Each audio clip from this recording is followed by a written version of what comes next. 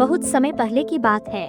एक घना जंगल था जिसे लोग नागवन के नाम से जानते थे। वहाँ एक गुफा में नागराज वासुकी अपने नाग समुदाय के साथ रहते थे। नागराज न्यायप्रिय, बुद्धिमान और शांतिप्रिय थे, लेकिन जब कोई जंगल या जीवों को नुकसान पहुंचाता तो वह क्रोधित भी हो जाते। नागवन के पास एक छोटा सा गांव था, शिवपुर। गांव के लोग नागवन से डरते थे।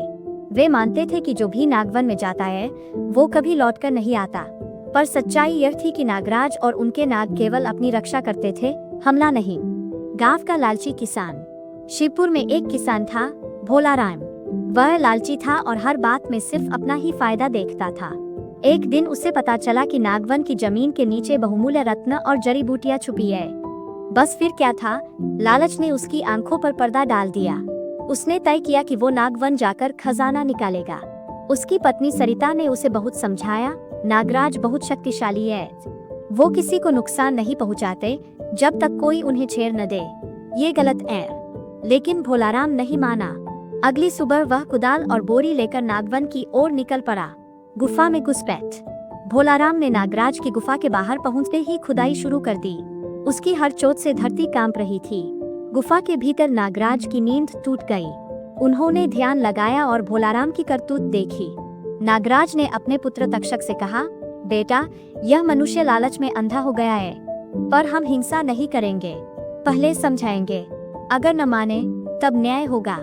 तक्षक ने बाहर आकर भोलाराम को टोका, मनुष्य, यह पवित्र भूमि है, इसे नुकसान मत पहुंचाओ, वापस लौट जाओ।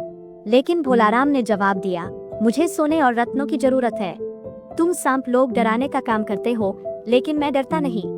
तक्षक ने आखिरी बार चेतावनी दी, हमारी सहनशीलता को हमारी कमजोरी मत समझो। लेकिन भोलाराम नहीं माना। उसने तक्षक पर वार कर दिया। तक्षक घायल हो गया और गुफा में लौट गया।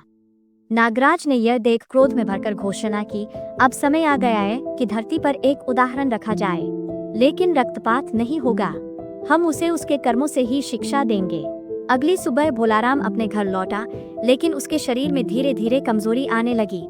खेत में काम करते समय उसे चक्कर आते, फसलें सूखने लगीं और लोग उससे दूरी बनाने लगे क्योंकि उसकी आंखें कुछ कुछ नाग जैसी हो गई थी। गांव के बुजुर्गों ने यह देखकर कहा, यह नागराज का श्राप है, उसने जंगल की शांति भंग की है। पश्चाताप की यात्रा। सरिता बहुत चिंतित हो गई।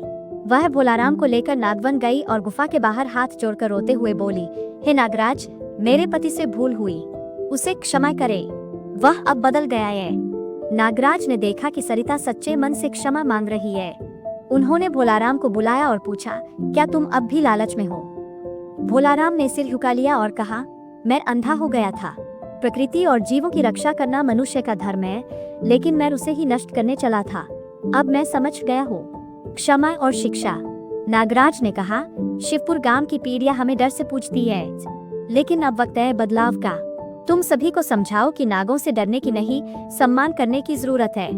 हम धरती के संतुलन के रक्षक हैं। भोलाराम ने कसम खाई कि वह पूरे गांव में नागों के प्रति सम्मान फैलाएगा।